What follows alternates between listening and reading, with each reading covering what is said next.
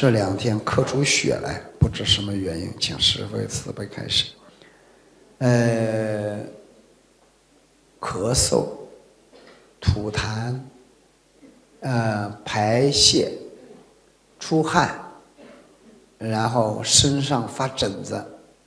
都是身心调节的一种方式。有的严重到身体变形，那就更好。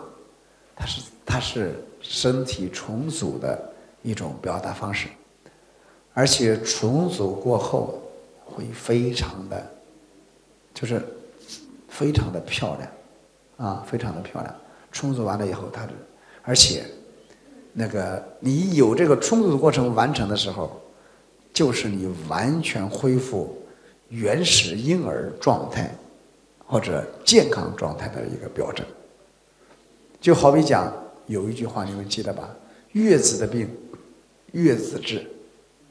也就是你坐月子生孩子得了病，只要你再生个孩子，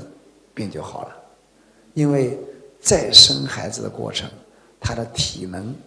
和他的体能要积蓄到那个状态，在那个状态下就能把那个血脉和那个经络全部打通，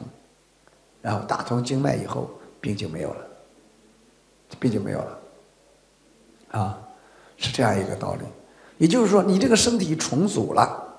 只要它在重组，重组的果报怎么样？播州重组的果报一定是好果报，不会给你重组个傻子出来，对不对？所以那天我们这儿有一位红斑狼疮患者，一会儿变成马脸，一会儿是肿腿，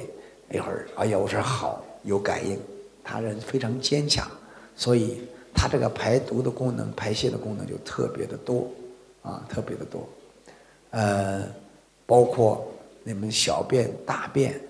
拉出来的东西、咳出来的东西，都是把体内的废物毒气排出来，是好事情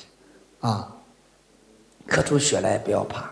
是体内的积血或者废血，这都没有关系